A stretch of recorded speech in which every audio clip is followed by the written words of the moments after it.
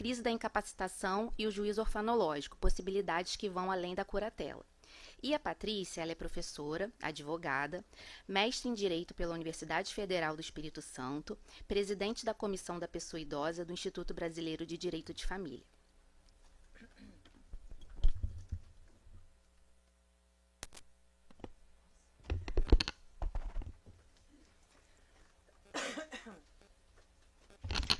Bom dia.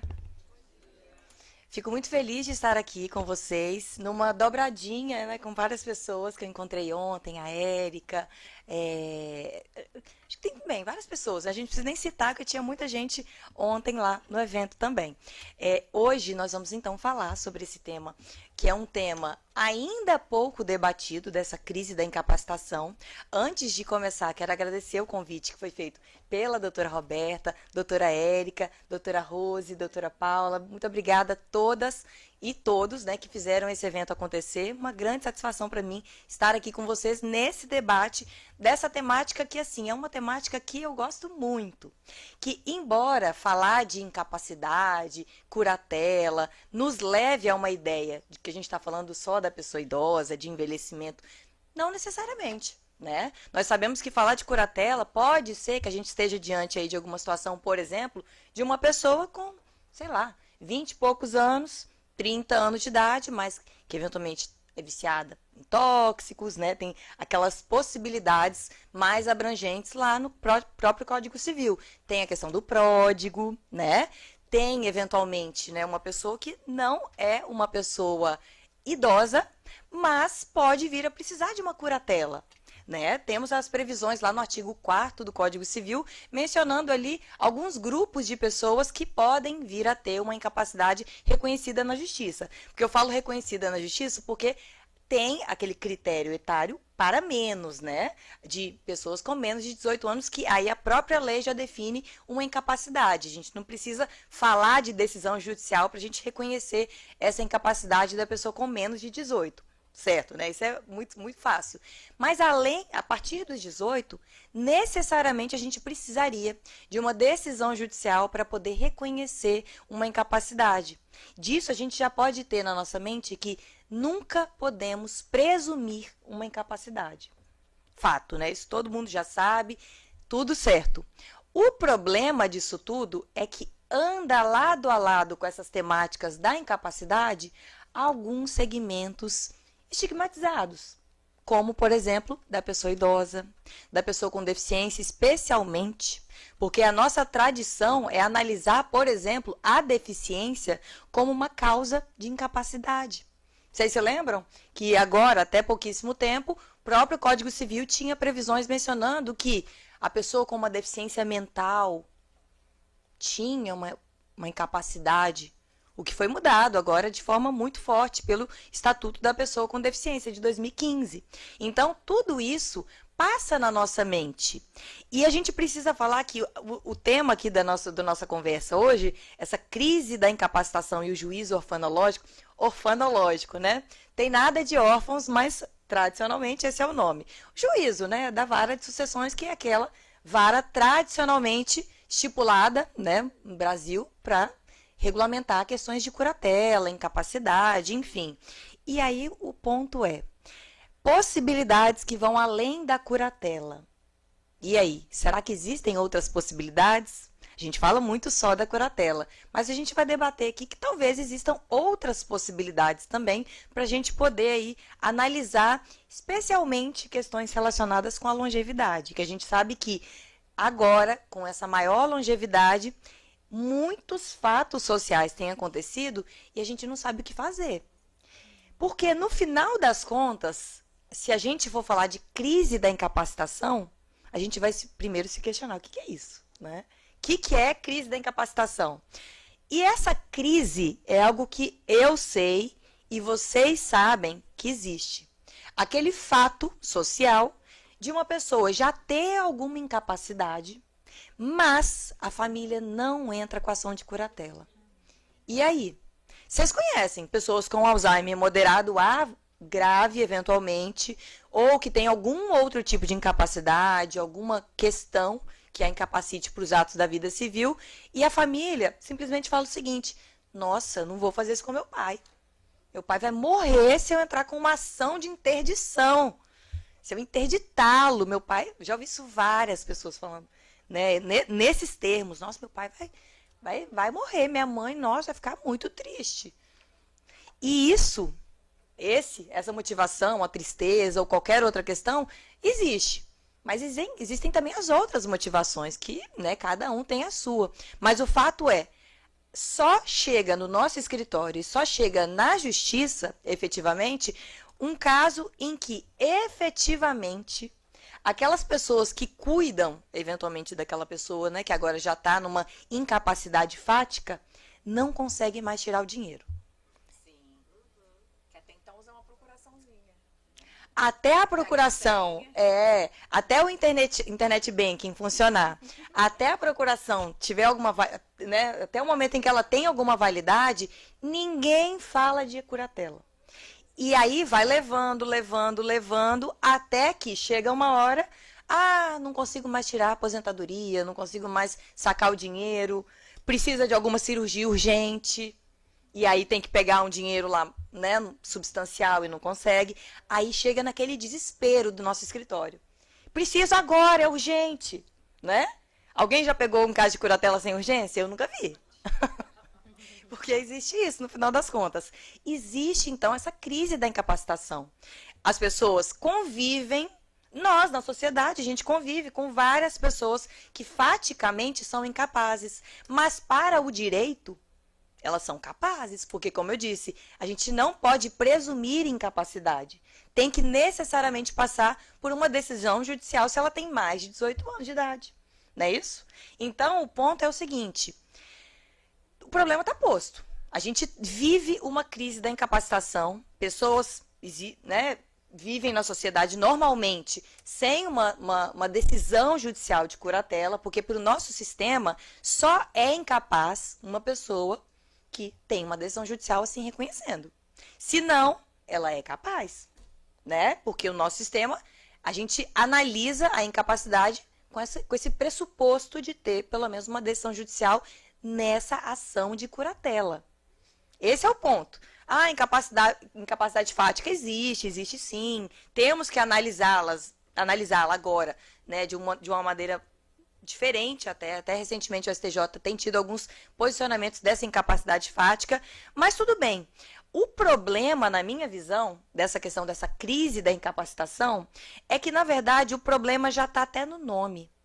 No nome que se tinha e desse andar, né, que a gente tinha da nomenclatura, que era interdição, e a própria lógica que a interdição trazia, uma lógica de afastamento da sociedade, que nem ontem eu até falei, né? Quem estava lá ouviu falando assim, o que é a interdição? O nome. Aí eu sempre uso a expressão do nosso professor querido Sandro Gaspar, que ele fala, interdita-se lojas, ruas, estabelecimentos, banheiro público, ou seja, algo que ninguém entra. Né? Você realmente está ali tirando da sociedade aquela pessoa, né?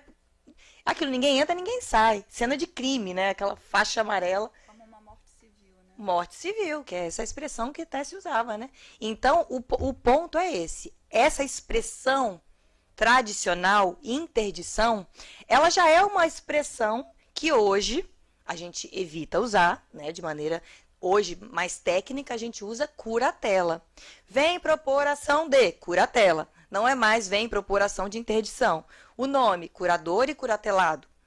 Não mais interditando.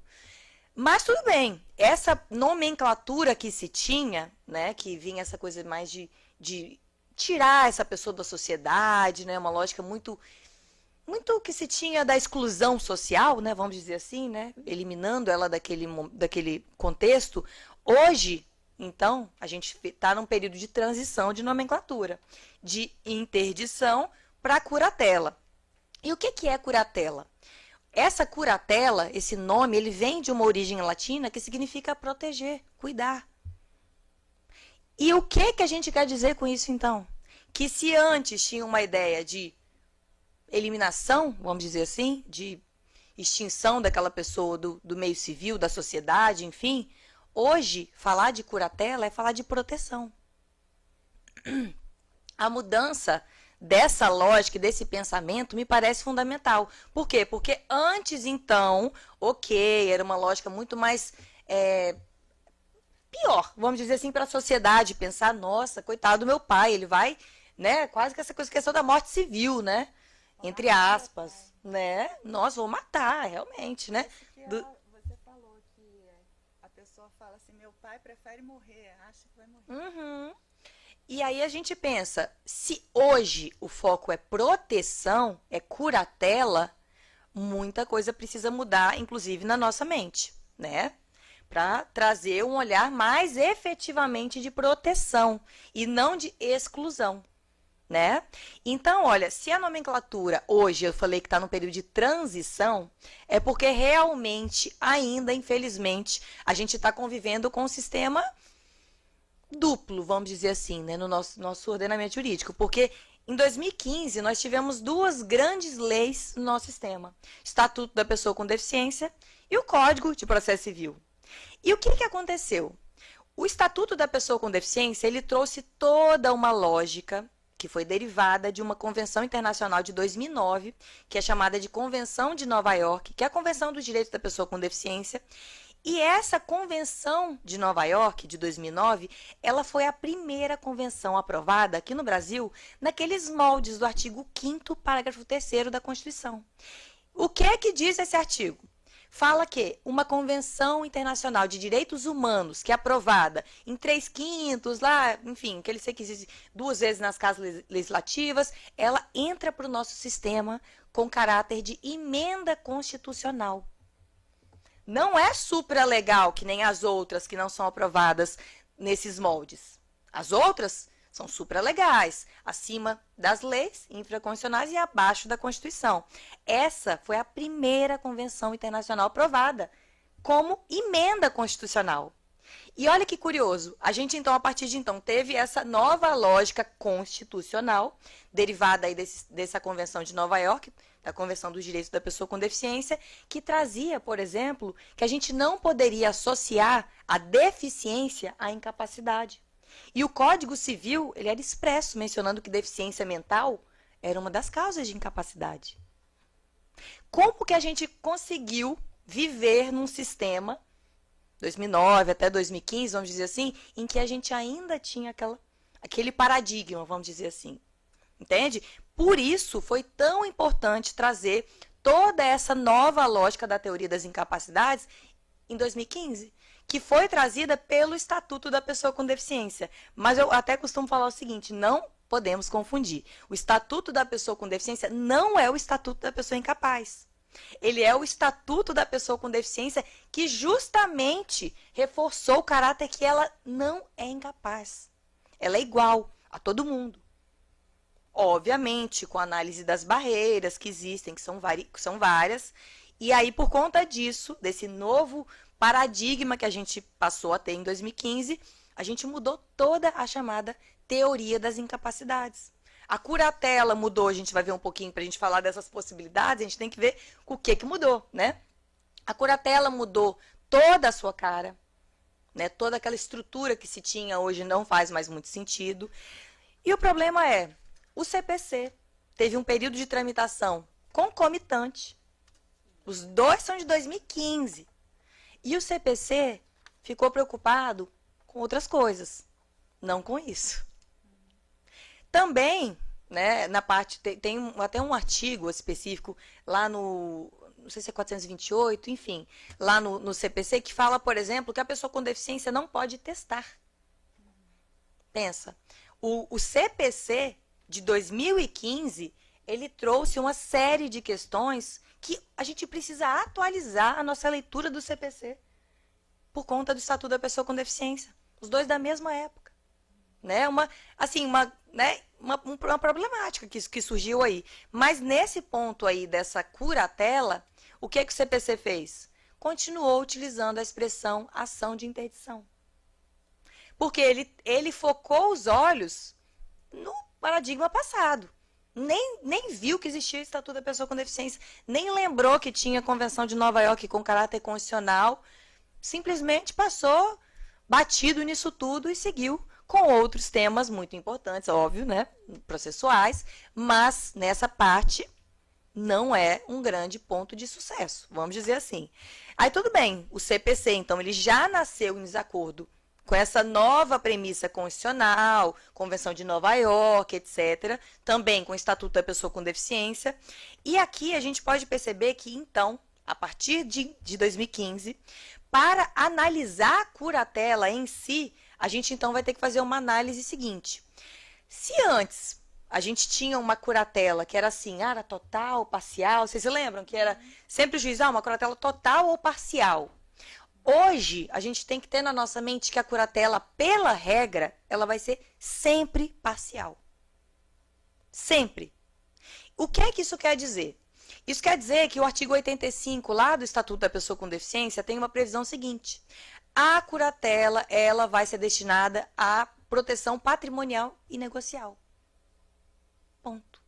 E fala o seguinte, a curatela não abrange questões relacionadas com matrimônio, voto, direito à saúde, questões existenciais. Então, a gente precisa fazer uma diferenciação na nossa mente. Uma coisa é a questão patrimonial e outra coisa é a questão existencial. Porque a curatela em si, ela só vai abranger, via de regra, questões patrimoniais e negociais. Numa lógica semelhante à que a gente já tinha com o pródigo. Porque a curatela do pródigo sempre foi assim, administração patrimonial. O pródigo podia continuar exercendo livremente as suas questões existenciais. Só que em relação aos outros, que não os pródigos, a gente tinha uma lógica de, essa interdição é total. Total significa, eliminava completamente a pessoa de qualquer tipo de decisão. Existencial, patrimonial, etc. Já quando o próprio juiz falava que ela era parcial, já trazia aí alguma limitação, mas não era para tudo, vamos dizer assim. Normalmente era patrimonial, né? Como, por exemplo, no caso da curatela do pródigo. Mas tudo bem, essa é a nova cara da curatela, né? Questão existencial fica aí no âmbito da própria pessoa incapaz e questão patrimonial passa lá para o campo lá da pessoa que é agora a pessoa curadora, né, daquela outra.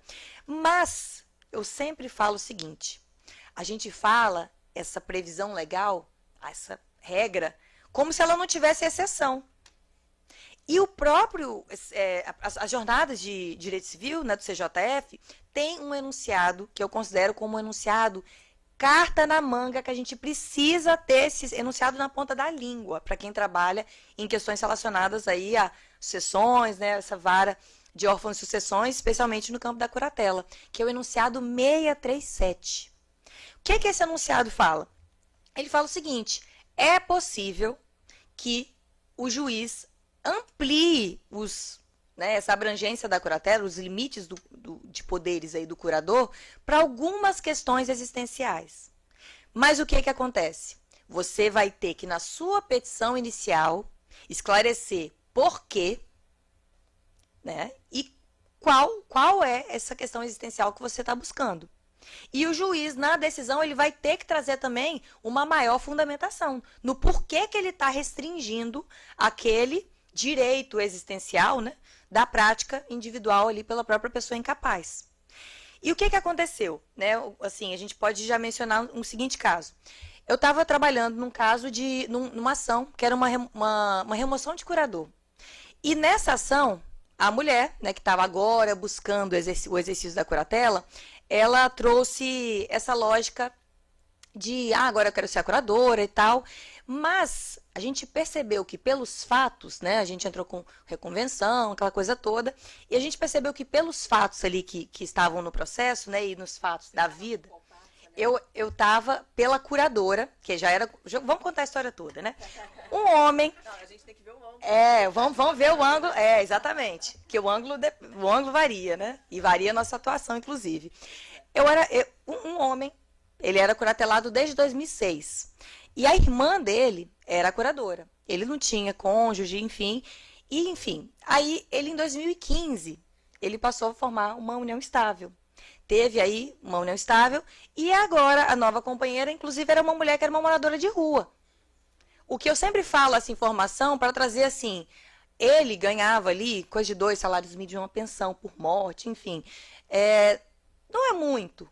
Mas só uma pessoa que é moradora de rua, ter 2 salários mínimos não parece ruim, né?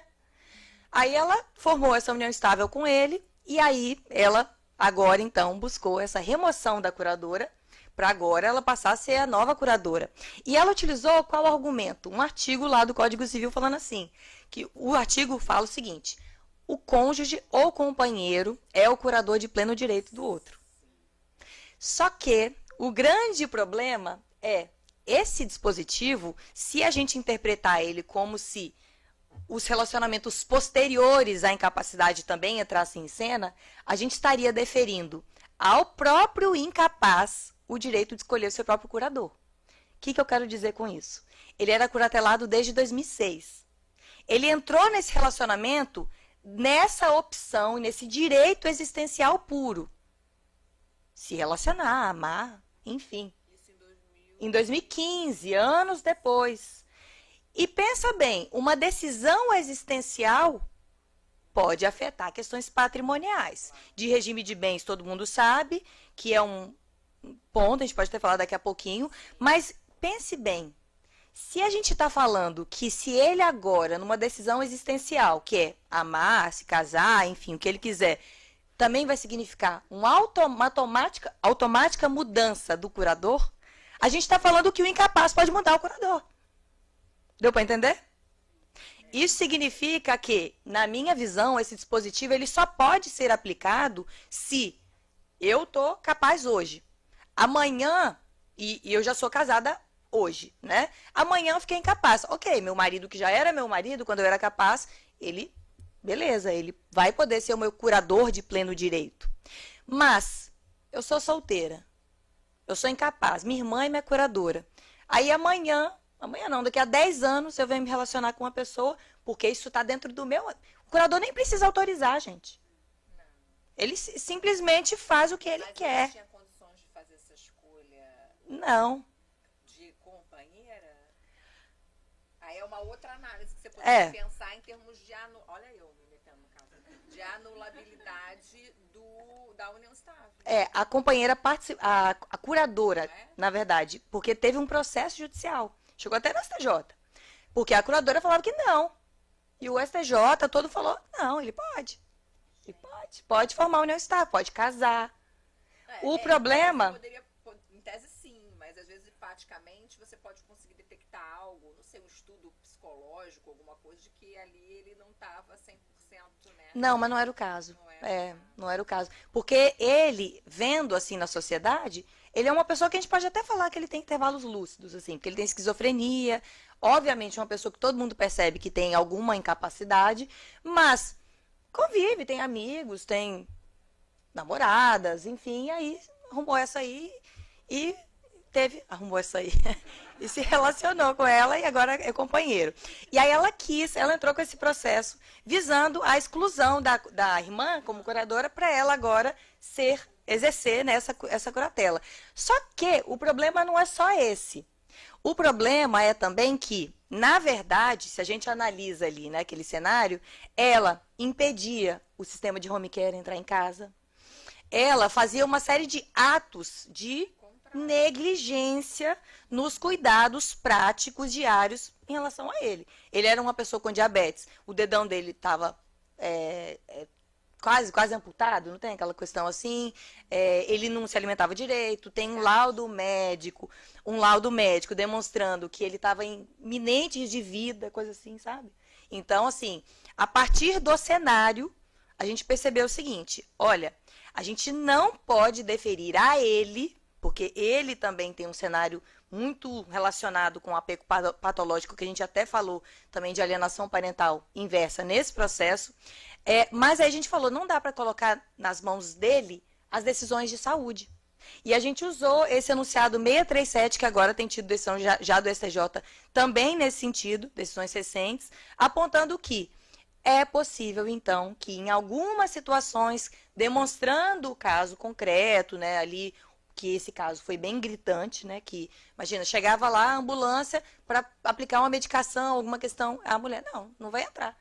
E trancar o portão e falar, não, ninguém entra na minha casa. E quem é que vai falar que vai? Vai chamar a polícia?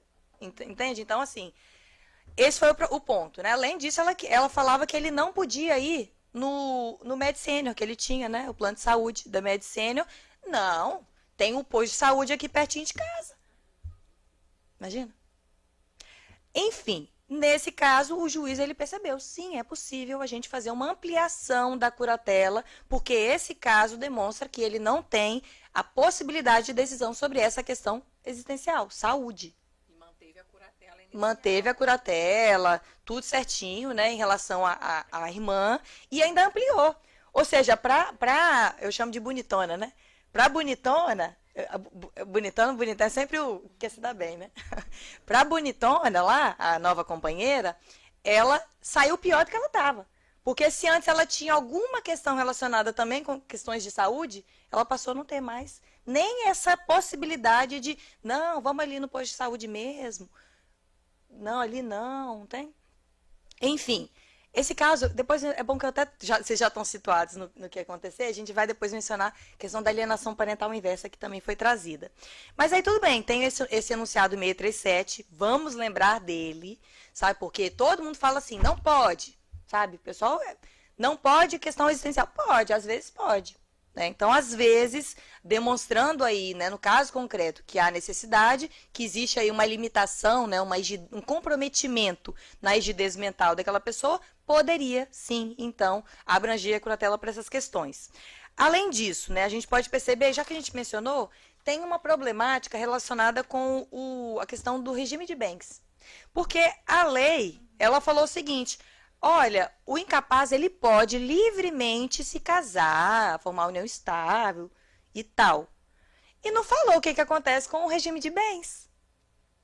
E a gente tinha uma sistemática de regime de separação obrigatória de bens para as pessoas com mais de 70. Sistemática que foi aí flexibilizada, né, meio que estranho pelo STF, né, recentemente, mas hoje em dia está melhor do que era, obviamente, porque agora é uma faculdade da pessoa poder realizar um pacto antinupcial para escolher outro regime de bens. Se não escolher, ela ainda tem um regime legal supletivo só para ela, para a pessoa com mais de 70, aplicando então esse regime de separação obrigatória de bens. E naquela ótica, eu pensava assim, seria muito mais interessante a gente pensar nesse artigo, né, que trata dessa imposição desse regime de bens para uma pessoa incapaz do que para uma pessoa idosa, com mais de 70. Por quê? Porque a pessoa incapaz não tem regramento. E olha que coisa interessante e muito estranha até, né, que o sistema não deu respostas. A pessoa pode se casar, formar união estável. E com isso, se ela não realizar um pacto antinupcial, a pessoa é incapaz, tá, gente? Curatelada, interditada. Tá usando aqui a expressão pra gente ler. Ela pode fazer o pacto? Ela pode fazer um pacto com o curador. E ela pode fazer um pacto com o curador. E aí, eventualmente, se ela não tiver o pacto, qual é o regime de bens aplicável? Porque o direito não deu respostas. Regime legal supletivo. Comunhão parcial de bens. Olha que doideira. Posso te interromper? Lógico. Eu acho que isso também, dentro da nossa prática profissional, a gente pode ficar atento nos processos de curatela, orientar o curador.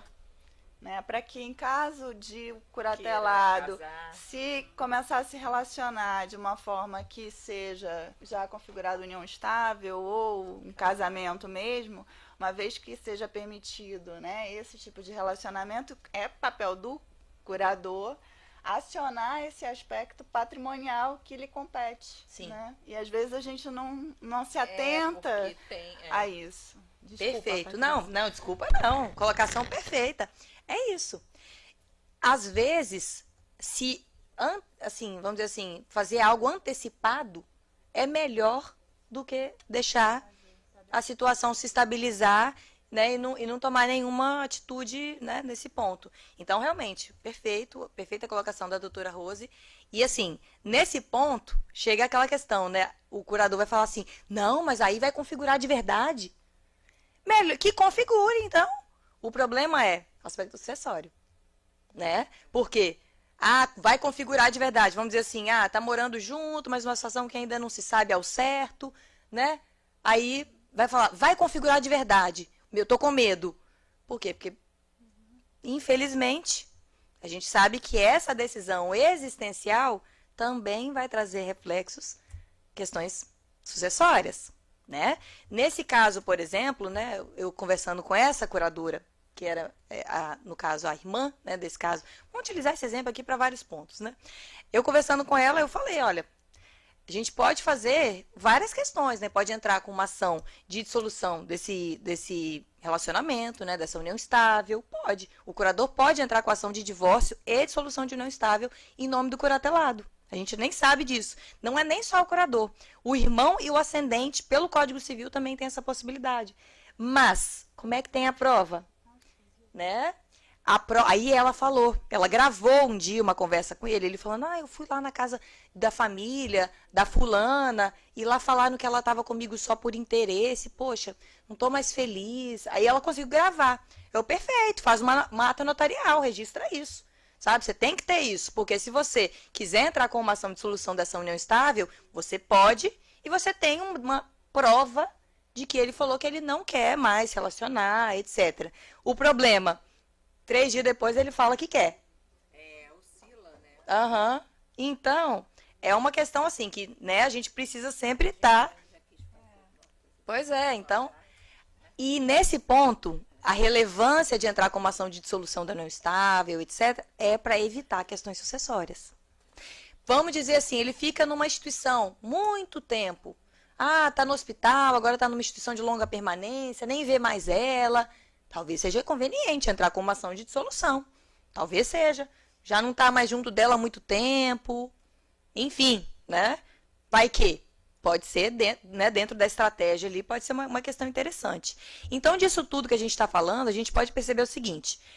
Falar de incapacidade, se tem uma correlação com idade e pessoa com deficiência, hoje é uma correlação eventual apenas. Não é uma correlação necessária entre incapacidade e pessoa com deficiência e pessoa idosa, né? Só para a gente já saber isso.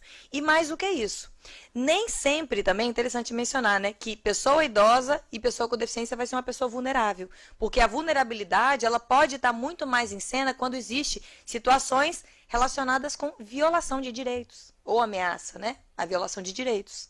Então aqui, tudo bem, a gente faz algumas confusões, né, relacionadas aí com essa questão de idade, deficiência, com incapacidade, além disso, com vulnerabilidade, mas isso traz para a gente um cenário que existe na sociedade, que nós vivemos uma sociedade etarista, capacitista, além de sexista, racista, etc. Mas etarista, preconceito contra a pessoa idosa. Capacitista, preconceito contra a pessoa com deficiência. Vivemos uma sociedade que tem essas características, infelizmente, ainda. Quem sabe um dia, né? É uma questão que a gente luta aí para trazer outros olhares, mas é uma força muito grande que vem de cima para baixo, vamos dizer assim, né? Mas tudo bem, então. Quais são as possibilidades? O que é que surge de possibilidade para a gente? Vou até trazer, coloquei lá embaixo, aqui dentro das minhas anotações, a questão da alienação parental. Porque nesse caso, o que aconteceu? Nesse mesmo caso, esse caso para mim foi um caso assim, muito cheio de coisas, e eu uso ele sempre como exemplo porque ele é muito claro em alguns pontos. Por exemplo, ela era uma uma moradora de rua, isso faz com que ela possa ter algum interesse patrimonial, e etc. Então, assim, falei da alienação parental.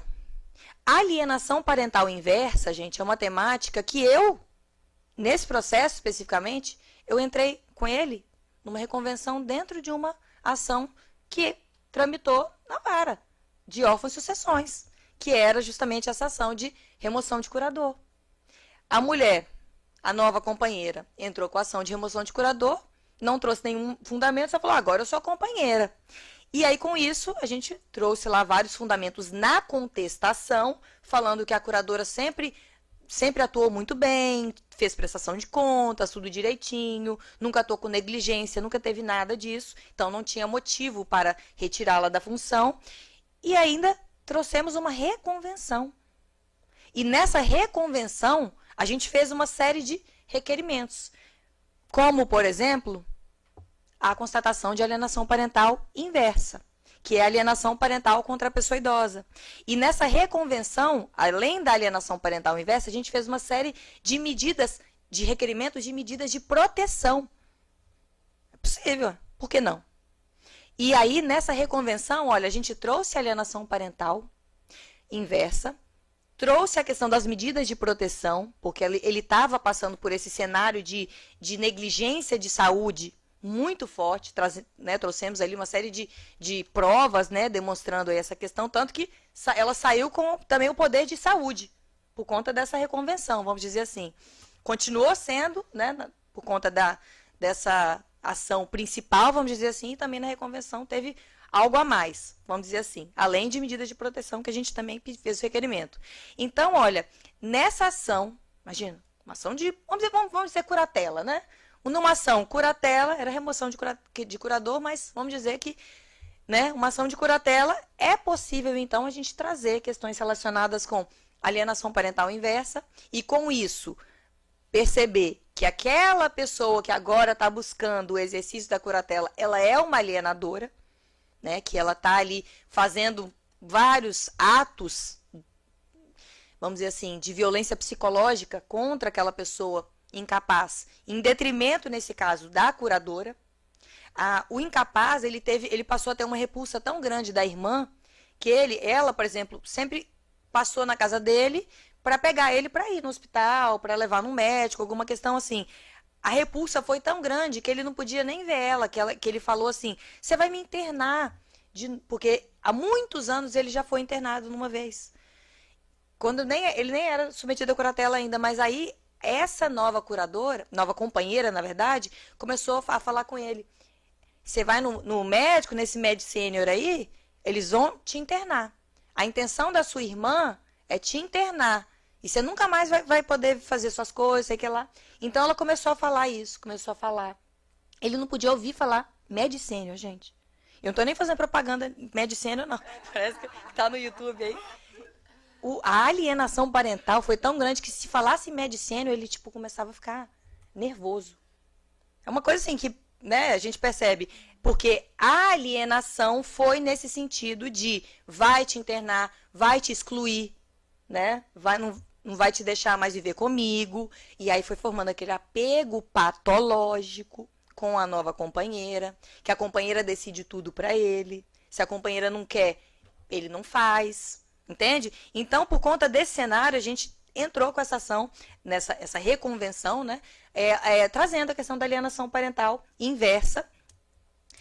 Até fiz um pedido, mas eu sabia que não ia dar certo, né? Mas lá até fiz um pedido também de separação de corpos, mas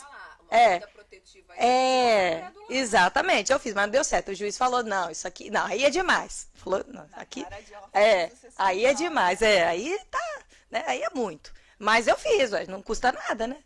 O máximo que a gente pode ter um interferimento. Não, já tem. E aí, enfim, mas aí não rolou, eu falei com ela, vamos tentar, mas não vai dar certo, né? Fato, né? Mas aí, nesse cenário, é possível, sim. Essas alegações, né, de alienação, ou seja, a gente foi numa reconvenção, gente. Reconvenção, uma nova ação, vamos dizer assim, né? Então, olha, além disso, fiz várias medidas de proteção, que ela evitasse, na verdade, que ela parasse de impedir o acesso de home care na casa, que ela abrisse os portões. Ela ficava na janela e ele ia lá, pegava, porque ela dava um dinheiro para ele todo mês, dinheiro vivo, vamos dizer assim, né? Para ele poder comprar umas coisas para ele e tal. E aí, quando ela ia lá, ele pegava e saía, ela ficava lá assim, ó, na janela de cá tem vídeo. A companheira, né? Imagina que ela abrisse os portões da casa. Olha o tipo de pedido que a gente tem que fazer, gente. Abrir o portão da casa. Mas aí, sob pena de multa, nananã, né? Aquela questão toda. E aí ela começou a abrir. Aí eles começaram a conversar. Passaram a ter um relacionamento um pouquinho melhor, porque já estava uma repulsa instaurada mesmo, por conta aí dessa alienação parental inversa, né? Enfim, muito difícil. E além disso, gente, a gente pode falar que isso é uma questão que pode existir aí no campo, né, de outras possibilidades, para além de meramente estudar a questão da curatela. Medida protetiva das mais diversas, a gente pode fazer requerimentos, né, em ações relacionadas aí com curatela, remoção, substituição de curador, etc. Mas, além disso, a gente pode perceber que podemos falar também de mediação, gente. Inclusive, por exemplo, um dos filhos é o curador.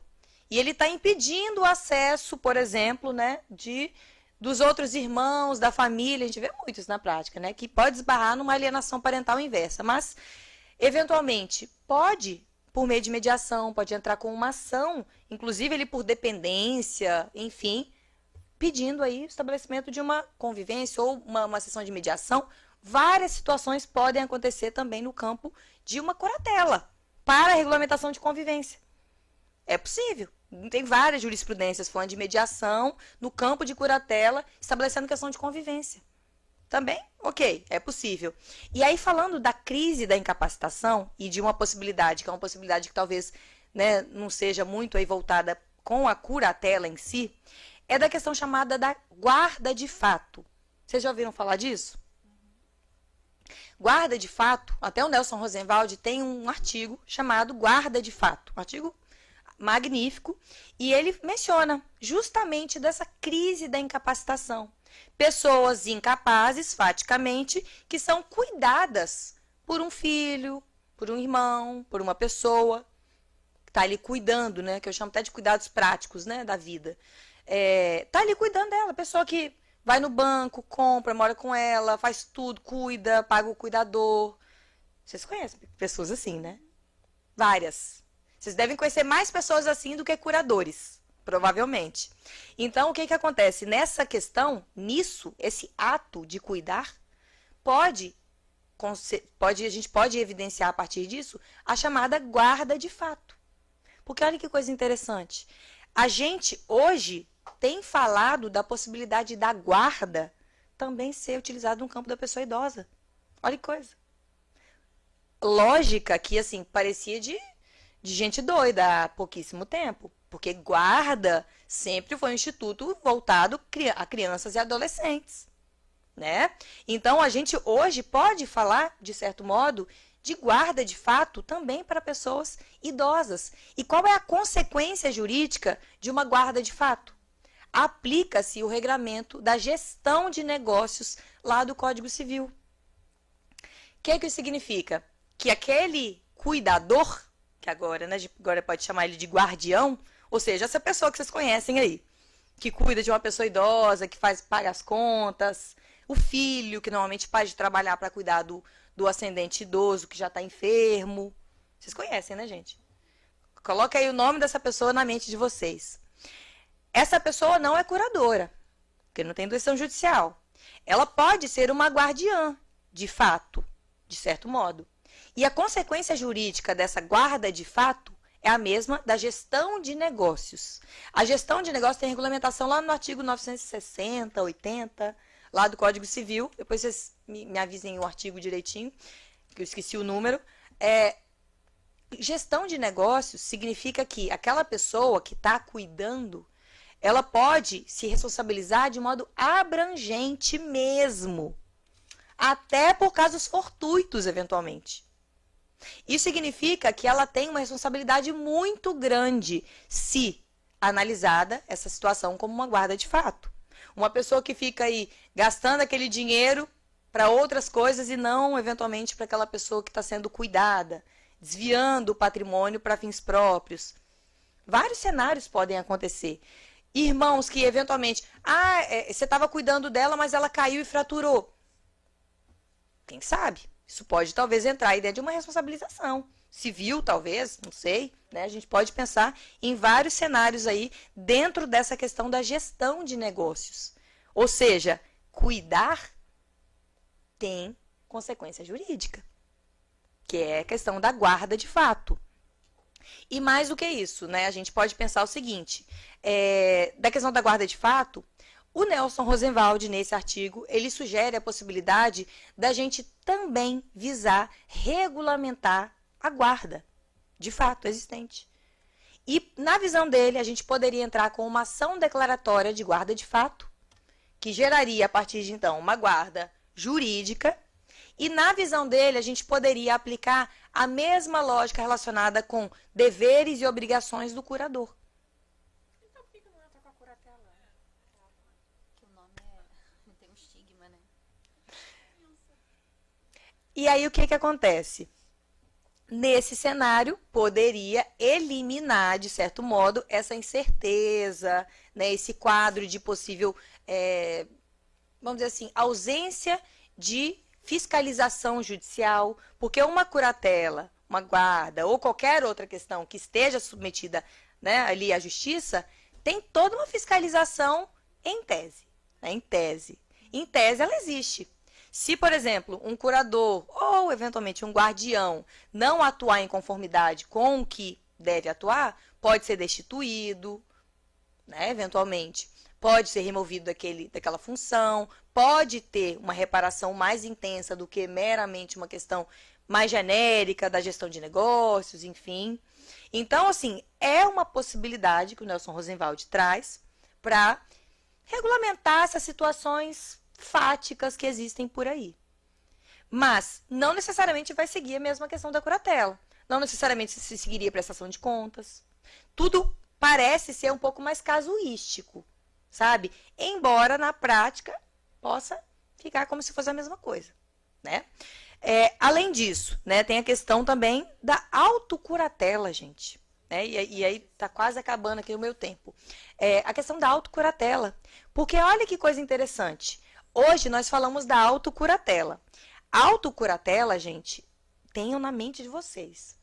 Autocuratela não suprime ação de curatela. Explica para quem... O que é autocuratela? Isso que eu vou fazer. Mas tenham na sua mente, não é a autocuratela que não vai precisar de ação, precisa de ação judicial. E o que é a autocuratela?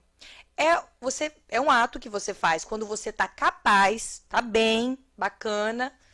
Hoje, qualquer um de nós aqui, a gente pode chegar e falar assim, eu quero fazer uma autocuratela, trazendo as minhas autodeterminações para o caso de futura incapacidade.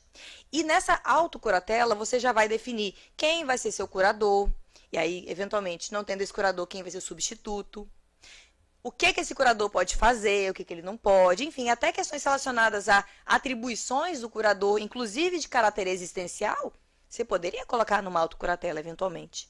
Você pode criar um conselho curador de várias pessoas, que hoje a gente admite curatela compartilhada, né? Então, criação de conselho curador por meio de uma autocuratela pode ser. E tem um caso, né, que eu até mostro muito assim para os alunos, enfim, que é um exemplo assim, que tem um conselho, a pessoa fez uma chamada diretiva antecipada lato sensu, que é uma mescla de autocuratela com diretiva antecipada de vontade, e nessa diretiva antecipada lato sensu, ela fez uma autocuratela, estabelecendo um conselho curador, com ali, que tinha um vasto patrimônio, né? E aí tinha ali umas 5 pessoas que definiriam questões patrimoniais. E, além disso, definiu um conselho cuidador, definindo questões existenciais, de cuidado, se ele quer morar na mesma casa ou não, trazendo os seus próprios valores já nesse instrumento, por exemplo, que não quer prolongar a vida além, né, do tempo normal, com aquela obstinação terapêutica, já misturando uma diretiva antecipada de vontade, por isso até que é chamada de diretiva antecipada lato sensu, misturou questões de futura incapacidade com questões relacionadas com saúde. Por quê? Porque existe uma distinção. A autocuratela, ela é destinada à autodeterminação para o futuro, para futura incapacidade, ponto. Diretiva antecipada de vontade é autodeterminação para o futuro, caso você venha a ter alguma doença, uma questão de saúde, uma doença que não tenha uma chance de cura. Esse é o ponto aqui, né, da diferença. A gente fala, às vezes, autocuratela como se fosse diretiva antecipada de vontade, mas não. São instrumentos diferentes, mas que o Carlos Elias, doutrinador civilista, ele trouxe aí essa nomenclatura diretiva antecipada lato sensu quando a gente mistura as duas questões. Tem até um artigo muito bacana dele sobre esse tema diretiva antecipada lato sensu na internet, se vocês quiserem dar uma olhadinha. E Carlos Elias é um dos juristas aí do Código Civil, né? Dessa reforma do Código Civil, e lá tem uma previsão, inclusive, da possibilidade no Código Civil, se, né, avançar mesmo, dessa possibilidade de diretiva antecipada lato sensu lá. Tem previsão lá na reforma. E aí, beleza. A autocuratela é isso. Você fala, eu sempre conto o spoiler. O spoiler do This Is Us. Alguém aqui já viu This Is Us, aquele seriado? Lá no final, né, na última temporada, a mãe, que é o papel da Mandy Moore, a mãe, ela tinha 3 filhos, né? E esses 3 filhos, ela escolheu entre os 3 quem que tomaria as decisões de questões de saúde para ela. Se alguém viu This Is Us até o final, deve se lembrar quem escolheu, né? Então, assim, que só ela poderia ter as decisões lá mais importantes, enfim, né? Das questões de saúde da mãe. Isso é uma autocuratela, de certo modo. This Is Us, assim, né? Eu trago como exemplo, mas ela poderia fazer ali no instrumento. Existe discussão da autocuratela se tem que ser por instrumento público ou se pode ser também por instrumento particular. Nelson Rosenwald, ele é mais amplo. Ele entende que pode ser por instrumento público ou particular. Eu sou desse posicionamento também. Só te interromper Pode. de novo? Não, é porque eu adoro essa série, This Is Us. Quero até assistir de novo. E aí eu queria fazer um link do que a Patrícia trouxe sobre a mediação e essa cena da série. Porque a matriarca, ela chama os filhos e ela expõe a situação para todos. E isso é importantíssimo para evitar conflitos futuros, porque imagina que ela vai, né, faz isso uma escritura pública, só ela, não conta para ninguém. Surpresa, né? É o efeito surpresa que eu falo, ou só para aquele filho que ela vai designar como responsável. Então ele sabe, mas ninguém mais sabe. Aí quando vai utilizar, ele puxa aquele papel e fala assim, mamãe falou, está aqui no documento. Só que, na verdade, a mamãe nunca se reuniu, não trouxe esse aspecto, né, da vida, né, em família ali. Quando tem a voz da pessoa que naquele momento que você vai tomar as decisões, assim, presente, é tão mais fácil, né? Então, acho que na nossa também atividade de advocacia, quando vier, né, oferecer para o cliente a possibilidade de uma autocuratela, mas assim, eu gosto sempre de estimular que as pessoas dialoguem em casa. Assim, não muito, talvez, o papel do advogado, né? Mas assim, ó, vamos fazer uma reunião familiar, né? É muito importante. Sem dúvida, concordo plenamente. E ele teve, para quem viu o seriado, né, sabe a cena, aí um dos filhos... Não viu, vai assistir agora. Tem que assistir, gente, o seriado é maravilhoso. Enfim... Sexta-feira. Não, mas o seriado, assim, vocês vão assistir nos próximos 2 anos da vida de vocês, né? Mas é espetacular. Mas, enfim, aí tem essa questão, né, de autocuratela, tudo isso, enfim, dessa possibilidade de você, quando tá bem, você decidir pro futuro. Pode ser que uma autocuratela nunca venha a ter validade, porque você pode morrer bem, capaz, né? Mas, eventualmente, se você tiver uma incapacidade, você já deixa ali. E eu costumo falar que é muito importante deixar, inclusive, os valores numa autocuratela e até mesmo numa diretiva antecipada de vontade. Porque, mesmo que, eventualmente, não seja possível aplicar aquela sua vontade ali, aquele filho, aquele outro, por alguma razão específica, se não puder aplicar aquela questão, pelo menos os valores podem ser analisados, eventualmente, caso você tenha uma sentença aí, né, de curatela no futuro, porque o juiz vai poder analisar, ainda que não seja aquela sua vontade específica, os valores da sua vida, sabe? Questões mais genéricas. Então, eu acho importante também pontuar. E qual é a importância da autocuratela, gente? A autocuratela, você vai fazer, tudo bem, você vai lá no cartório, ou você faz por instrumento particular. Maria Berenice Dias, Rolf e Thais Câmara entendem que só pode ser uma curatela por instrumento público. Eu não concordo com isso, eu acho que tem que deixar livre para a pessoa. Tem gente que não vai no cartório, pode fazer por instrumento particular, com testemunha, enfim. Mas é um debate, né, dessa questão da natureza jurídica, como pode ser feito e tal, mas o fato pode ser feito. Não tem dúvida disso. E o próprio Código Civil, acho que o artigo 749, tem uma previsão falando que no momento da sentença, o juiz ele vai analisar os valores da vida da pessoa. E nessa parte, quando ele fala isso, parece trazer uma resposta a essa observância ao que está previsto numa autocuratela. Então, nesse ponto, me parece assim, a gente pode, sim, analisar a questão de uma autocuratela também, numa vara de órfãos e sucessões, vamos dizer assim, por meio de uma ação de curatela. Porque a pessoa tem lá a autocuratela dela certinho, escritura pública, tal. Conversou com todos os filhos, uma coisa This Is Us, bacana, tal. Só que, quando eventualmente surge a incapacidade de verdade, os legitimados vão ter que entrar com uma ação de curatela e aí, já na própria petição inicial, já junta, olha aqui, tá aqui. A autocuratela dela, que ela já determinou isso, aquilo, outro. Não há uma obrigatoriedade de respeito. Por quê? Porque sempre vai ter que fazer o que é chamado de análise qualitativa e quantitativa do que tem previsão. Porque, igual eu costumo falar, a vida é muito rica. A gente pode não conseguir imaginar o que a vida pode estar esperando. Pode, na verdade, ter como destino pra gente, né? Alguma doença, sei lá, alguma questão pontual que a gente pode não ter tido nosso pensamento ali no momento de elaboração da autocuratela. E para isso, o juiz orfanológico, né, ele vai sim aferir, analisar para poder aí decidir, entre aspas, da melhor forma, né, atendendo aí também essas vontades da pessoa quando ela podia decidir por si. Além disso, gente, por fim, tomada de decisão apoiada.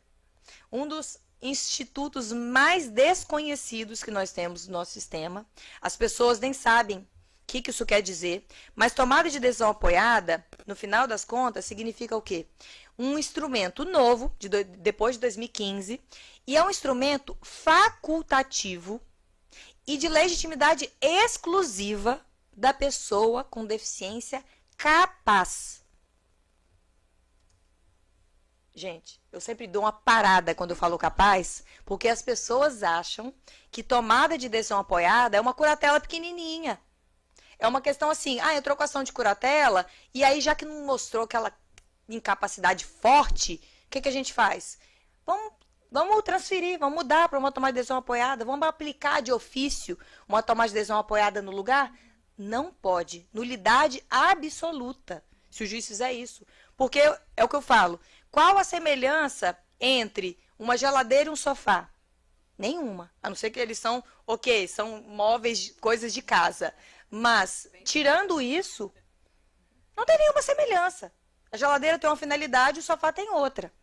E a curatela é, então, o único instrumento no Brasil que nós temos realmente para regulamentação de incapacidade. Já, por outro lado, a tomada de decisão apoiada, ela tem por finalidade propiciar uma igualdade de exercício de direitos pela pessoa com deficiência. Porque nós sabemos que existem barreiras para uma pessoa com deficiência.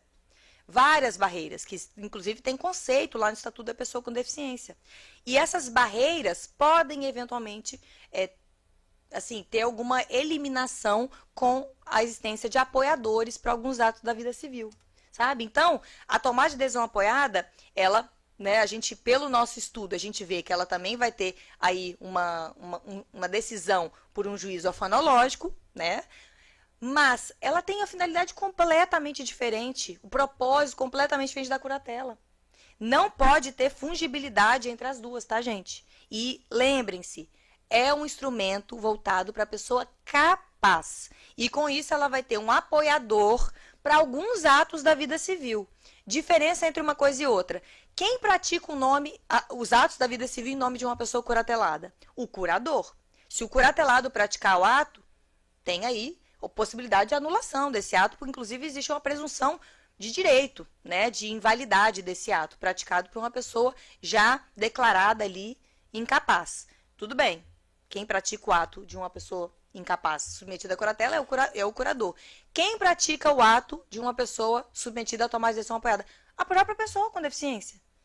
Os terceiros podem, se quiser, solicitar contra-assinatura pela nossa legislação atual. Mas tem um projeto de lei infeliz aí que quer trazer como se fosse obrigatório essa contra-assinatura. Mas, enfim, mas de todo modo, a gente pode perceber o seguinte: tomada de decisão apoiada é um instrumento em que uma pessoa com deficiência vai chegar no seu escritório, vai ali elaborar um termo de decisão apoiada e vai pedir a homologação na justiça, que nem a gente faz todo santo dia nas áreas de família, em caso de divórcio consensual.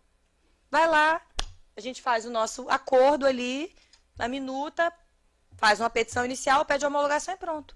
Só que, com a diferença que na tomada de decisão apoiada, de acordo com a lei, de modo muito criticado, tem que ter a participação do MP. É criticado por quê? Porque a gente não está diante de uma pessoa incapaz. Então, mas mesmo assim, a lei fala que tem que ter a oitiva do MP e tem que ter uma análise pela equipe multidisciplinar, enfim. Então, gente, essas são algumas possibilidades que a gente pode analisar para além de meramente falar de curatela. Então, quero finalizar aqui minha exposição, enfim, trazendo o seguinte.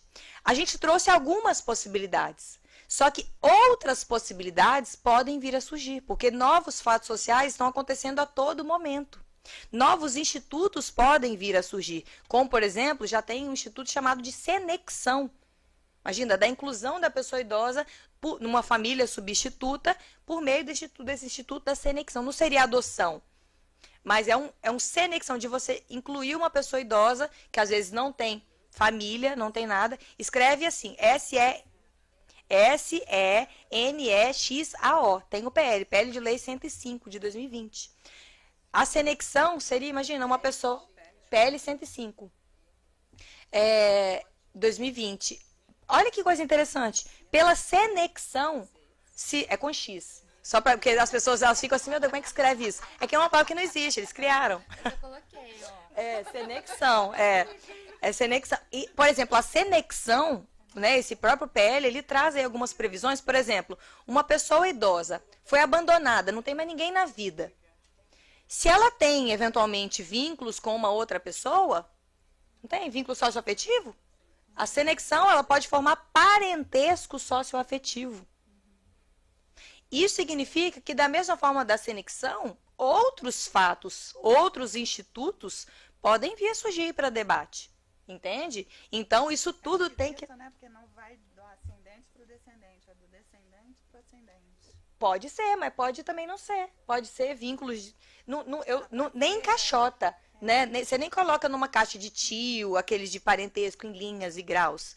É parente socioafetivo sem colocar em linhas e... Olha isso, gente. Vocês têm noção da potência de uma coisa dessa?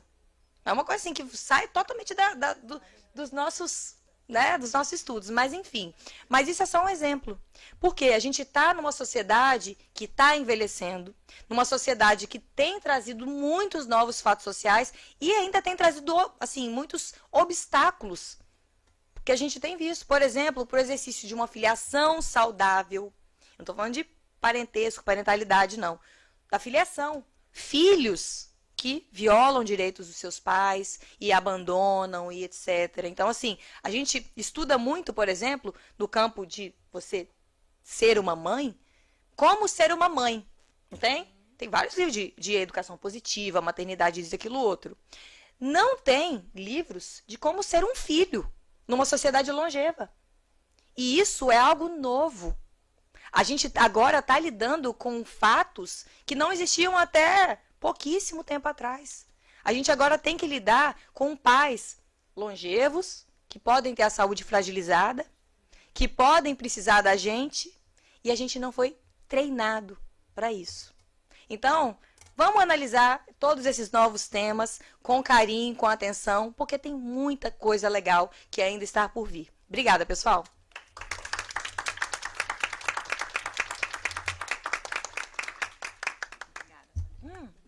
Só uma coisinha. Gente, outra coisa. O Wilsinho tá ali fora e os meus livros, Direito de Família das pessoas, Direito das Famílias e da Pessoa Idosa, e o meu livro Direito de Família Internacional tá ali com ele. E eu vou ter que ir embora por agora. Então, assim, se alguém quiser adquirir o livro, enfim, né, pra até poder colocar um coraçãozinho lá, que você fala, a assinatura é um coraçãozinho, né? Você tem uma palestra sobre o negócio internacional lá no IBDFOR? Foi. Então, eu quero seu livro. Ai, inclusive tem um curso. Para quem quiser também, tem um curso agora, né? Um curso online, ao vivo e tal. Quem quiser se inscrever, só lá no meu Instagram para ter maiores informações sobre direito de família internacional. Temática que ninguém fala e temática essencial. Temática essencial para quem estuda e quem trabalha com direito de família, sabe? Para a gente ter um norte, para poder trazer um atendimento melhor, mais adequado, enfim, para os nossos clientes que uma hora ou outra, podem vir a precisar aí de um advogado com esse olhar também internacionalista. Fica o convite, tá, gente? Obrigada. Ele já tá aí. Aí eu tenho que sair, ele chega. Já tá aqui. Gente, como a gente está avançado no horário, temos mais um palestrante, eu vou abrir para uma, duas perguntas, se alguém desejar, está aberta aqui a perguntas, que a professora Patrícia também tem o horário aqui fechado, e ela depois pode, né, atender vocês aqui fora. Alguém quer fazer uma pergunta? Alfredo? Você pode apertar aqui no... Bom dia, professora Patrícia. Ainda colegas. não. Ainda Tá não? ligado? Já? Ah. Já está? Agora. Foi não, foi. Professora Patrícia, na questão da autocuratela, a pergunta que eu faço à senhora é a seguinte. Poderia, a parte de expor, sabedora de uma doença degenerativa, que poderia, por exemplo, fazer a eutanásia, por exemplo, na Suíça? E outro aspecto também que eu queria perguntar. Testemunha de Jeová, que também não queira sofrer transfusão de sangue, também poderia dispor de que tratamentos que tivessem que utilizar de transfusão não fossem a ela adotados? Doutor Alfredo, né? Sim. Doutor Alfredo, eu amo muito essa temática da eutanásia, gente. Eu sei que é uma temática difícil. Ontem a gente teve uma querida palestrante que ela tem um posicionamento diferente do meu. E agora, então, vou falar qual é o meu posicionamento, que inclusive está no meu livro. O que eu acho? Isso a gente está falando, então, de diretiva antecipada de vontade, né? Planejamento para o caso de ter aí algum problema de saúde no futuro.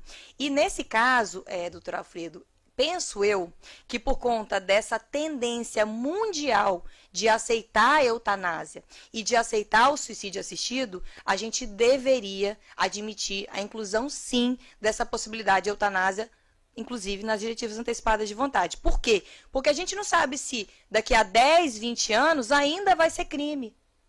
E o problema é, falar de envelhecimento é falar de necessariamente também falar da finitude. De quê? Onde a pessoa vai estar quando ela morrer?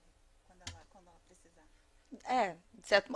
E assim, finitude, mas pode falar também. Não, é que quando ela estava comentando, me ocorreu o fato de que você pode fazer o documento hoje, mas no momento em que seja necessário cumprir, você pode não estar no Brasil, você pode estar situado Exatamente. em um local onde seja plenamente válido, ainda que no Brasil não seja. Pensa você se muda para a Suíça, para a Espanha, gente, Califórnia, Suíça, né, que é o mais tradicional. Turismo do suicídio, gente, isso existe. Tem filme, né? Qual filme que é? Você não conheço. Depois de você, como você Depois de você. o senhor fica o rapaz fica na cadeira de rodas. Vou ver, não pela vi. cuidadora. Vou ver. Deu spoiler. Vou ver. Então, doutor Alfredo, no meu pensamento, eu acredito que é possível, sim, a gente incluir eutanásia e suicídio assistido, porque é igual a doutora Rose falou. Vai que você está morando lá em outro lugar no futuro, né? Vai que aquilo realmente, em algum momento, pode ter uma validade, enfim. Mas até esse momento, obviamente, enquanto for crime, a gente vai ler como uma cláusula não escrita, algo que simplesmente não existe. Mas, se amanhã ou depois vier a existir, é possível, na minha visão, sim, a inclusão da eutanásia. E assim, eu costumo até falar o seguinte, é interessante pontuar que da mesma forma que a gente, hoje, né, a gente já fala de uma possibilidade científica, como de Jeff Bezos, né, tem muitos estudos já sendo realizados no campo do anti-aging, e não é esse anti-aging do Botox, não. É o anti-aging celular, sabe? Um anti-aging que você não envelhece por dentro. E os estudos já estão sendo desenvolvidos aí de modo, sabe? Eu fico até assim, meu Deus, será que vai chegar um dia em que as pessoas não vão mais morrer? Sabe? É possível se pensar nisso, sabe? Por conta desse estudo aí que tem sido realizado. E aí entra em cena. Pensa bem, você ter uma chave, eventualmente, de viver para sempre ou muito tempo, mas você não ter uma chave de desliga, que seria a eutanásia ou o suicídio assistido, sabe? Então, a chave do desliga entra da mesma forma e no mesmo debate desse liga por muito tempo. Tem muitas pessoas que têm uma idade avançada, elas falam, já deu para mim. E a gente sabe que existe uma pílula, que é vendida aí para pessoas com mais de 70 anos fora do Brasil, na Suíça, que essa pílula é como se fosse a pílula da vida completa. É vendida, a pessoa dorme para sempre. Então, assim, eu acho que é uma questão que a gente precisa debater. É óbvio, falar de eutanásia e suicídio assistido é uma temática das mais complexas, penso eu, porque a gente entra aí em questões morais, éticas, religiosas, etc. Mas, na minha visão, temos isso. E a questão de testemunho de Jeová, tem aí uma série de normas deontológicas, médicas, que a gente tem que olhar mais lá no campo bioética, né? Enfim, para poder dar respostas nessas situações. Então, é por aí. Mas nesse campo da eutanásia, a gente poderia ficar aqui debatendo o dia inteiro. Eutanásia que é um tema que eu adoro de verdade. E eu agradeço até a pergunta, viu, doutor Alfredo? Obrigada.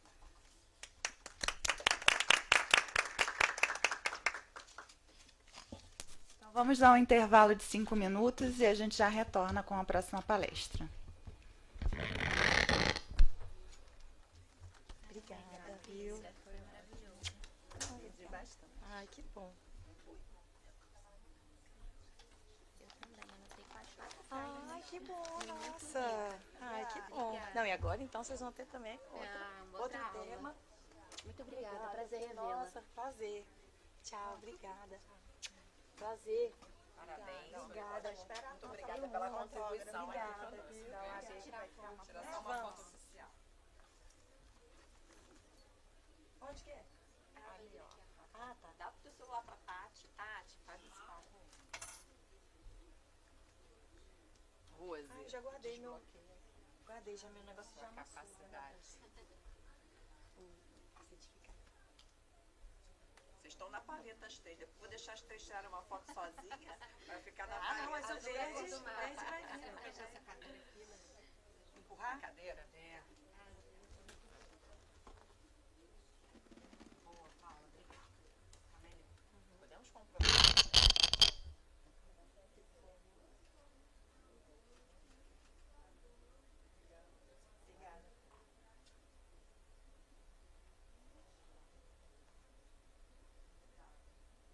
Agora eu vou abrir seu Instagram ali, que eu confesso que eu não assino. Confissão. Não, mas não, você entrou no... Não, é o outro. É o Patrícia. Esse aí é o Pati. Mas esse é meu também.